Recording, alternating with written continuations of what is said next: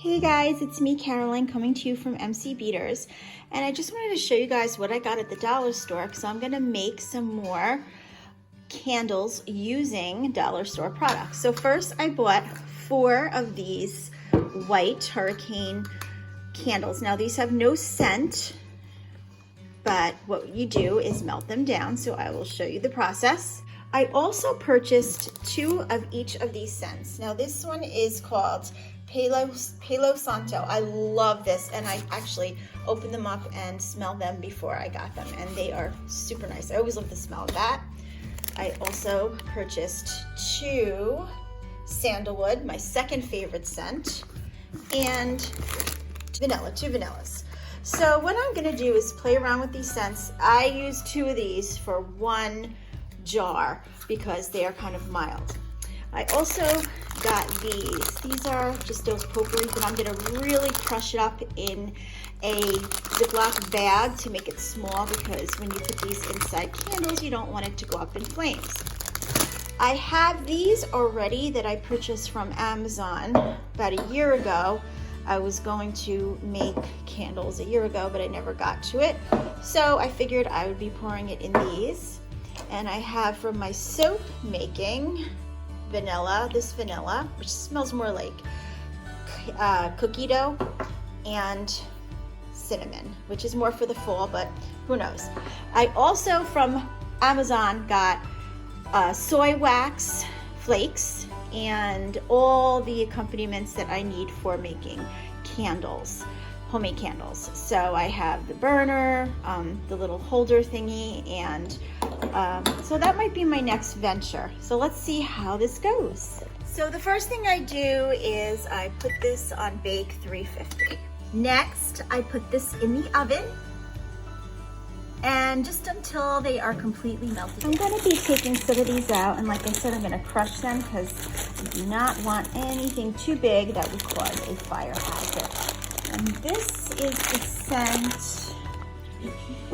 Now I have it in my Ziploc, and I'm going to be using a rolling pin to crush it down. Now I'm going to be using this to see how much smaller I can. So this is how small I got them. Of course, I will only use the really tiny ones. I'll like weed them out.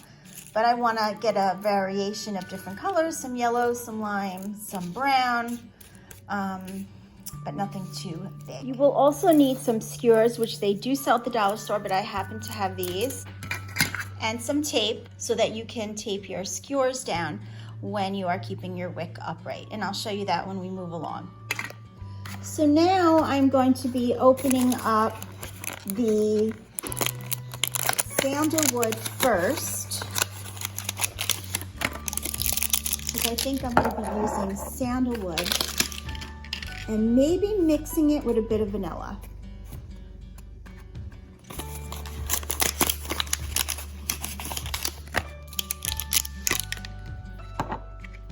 You will also need a glue gun to help make sure that your wick is going to be sticking at the bottom before pouring.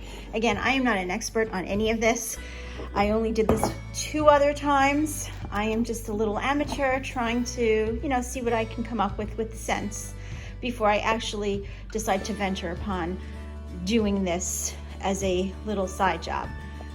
I also want to mention that I know that there's a certain temperature. If it is too hot, I believe it has to be 135 degrees, the wax before you pour it in, and when you put the fragrance inside the actual melted wax. I'm not putting any coloring in because I just wanted them to be white.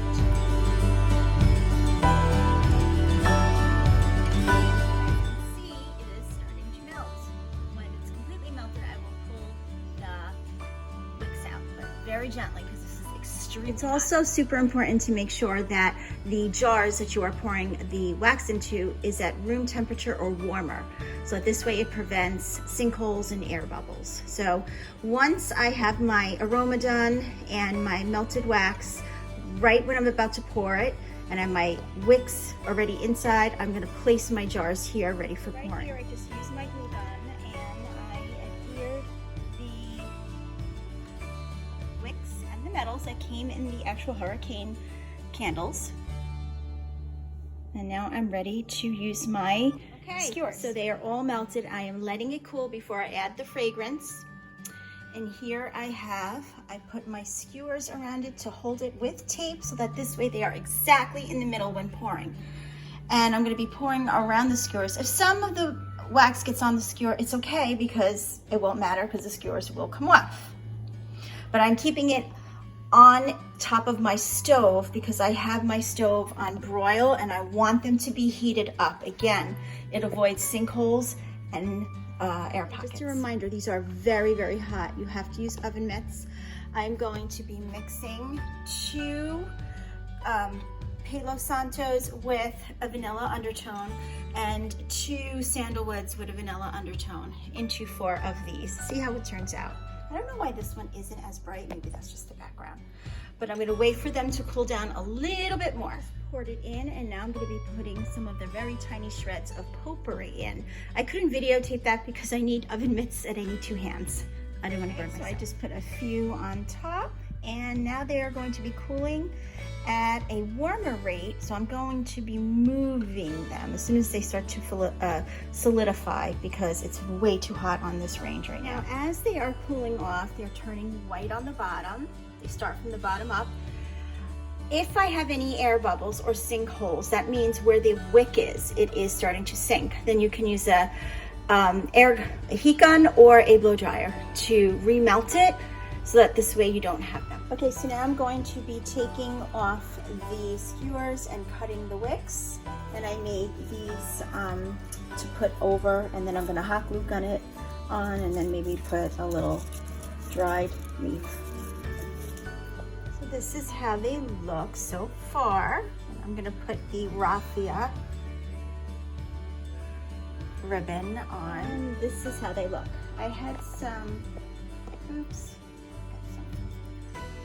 There. I had some wooden buttons, so I just glued them on, and they smell really nice. So far, they're not ready to light because they are still wet a little bit, but they are looking so nice and they smell so good.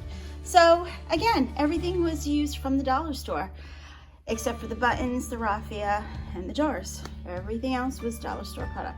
But I am anticipating the arrival of my soy wax so I could, again, play with scents and start making more candles. Thanks for watching, guys. Bye.